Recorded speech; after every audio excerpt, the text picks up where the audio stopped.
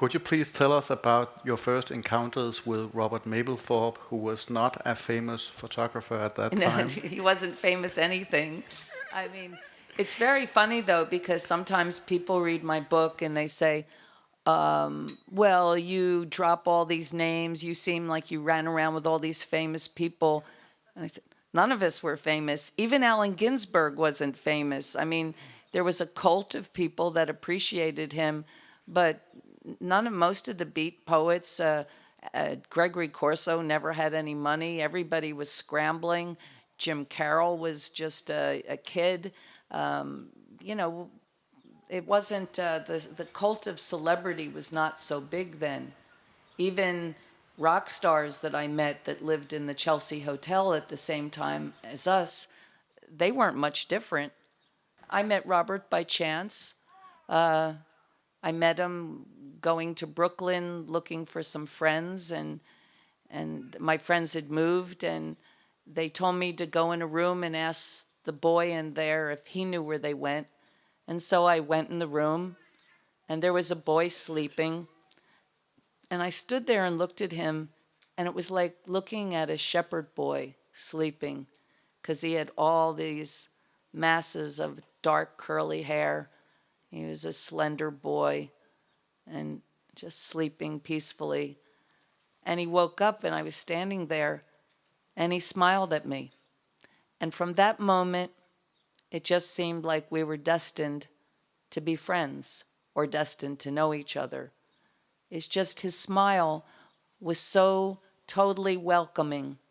It held nothing back. I was just a stranger standing in front of him. And that was my first meeting with Robert. And the second meeting you had or encounter was in Tompkins Square Park, No, right? that was the third. Okay. The second was Robert also worked in a bookstore. He worked in this bookstore named Brentano's. He worked downtown, and I worked uptown in the same bookstore. And he had some kind of credit slip, and he wanted to buy something, and he came into my bookstore uptown because they sold ethnic jewelry. And there was a Persian necklace there that I really loved. It wasn't expensive, and it was very simple, but it seemed mystical to me. And I really wanted it, but I didn't have the money to buy it.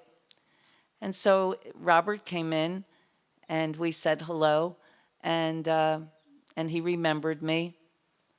And he was there for like an hour looking at every single thing. And then he pointed to the Persian necklace and said, I want that. And I couldn't believe he picked there, because there were hundreds of things there, that he picked the one thing that I wanted. So I wrapped it up and gave it to him. And to this day, I don't know how I got the guts or the balls to say this, but I said to him, don't give it to any girl but me.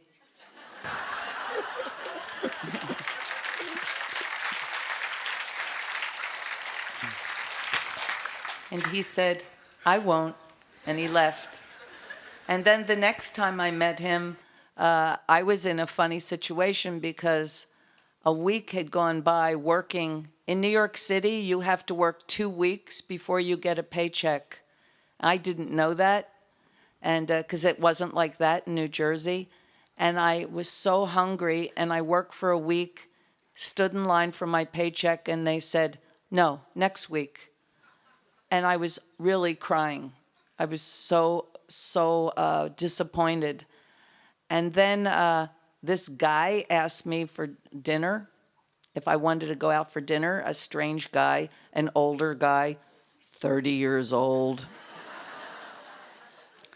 But he was kind of square, you know, and I was really nervous. I had never gone out with an older guy before, and my mother always said, you know, don't take anything from strangers, because they always want something in return, especially a guy.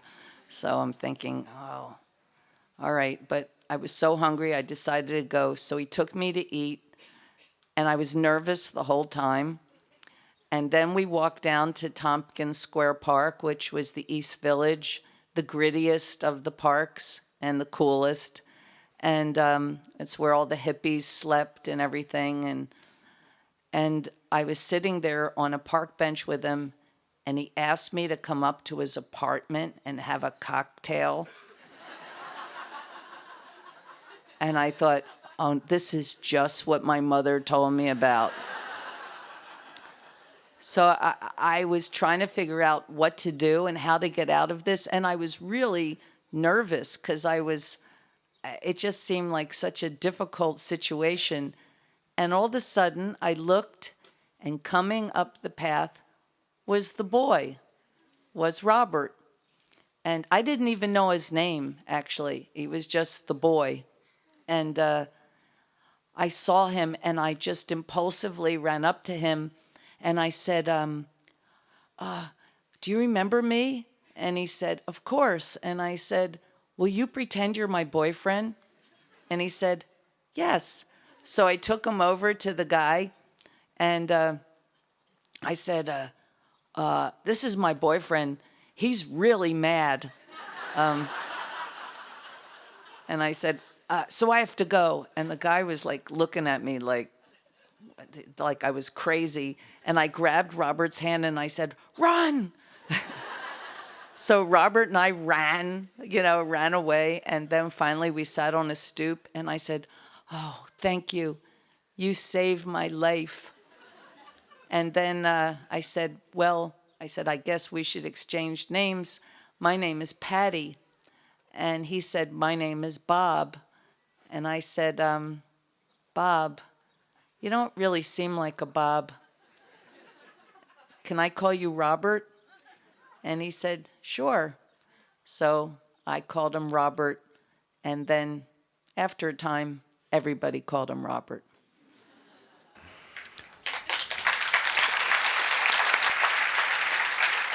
But Just Kids begins with Robert dying. And it gives the story of your relationship a light of intensity. It's a story of love, but it's also a story of loss.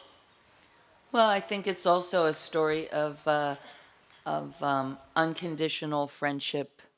I think really love and loss it is framed in that, but the heart of it is what true friendship is all about. I mean, Robert, was my boyfriend, and it was heartbreaking for both of us to go through the transition of going from being so intimate to being friends. And naturally, this would break up most couples.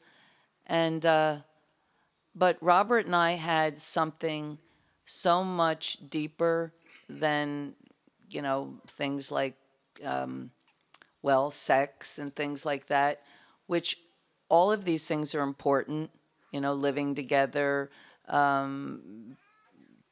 being true to one another, being physically intimate. They're all beautiful things. But the thing that we had transcended everything. And was that we bonded through our work. And both of us felt magnified by the other. Both of us completed our self-confidence and our belief in ourselves as an artist through the other. And it was so strong that, I still feel it today. If I falter, if I feel lacking in confidence, I can access that part of him that believes in me, and I feel stronger. And there was no reason to give that up. There was no reason to give up, other things that we shared, like our common laughter, because we laughed a lot. And really, had he lived, I know that we would have worked and collaborated and laughed till the end of our lives, because we were only a month apart. And I always thought we'd know each other forever. And of course we do in a certain way, but I never imagined that he would die so young. But I cherish that thing that we nourished and that we saved. You know, if we couldn't save our, relationship as a couple, we save something more precious. And so I think that is at the heart of the book.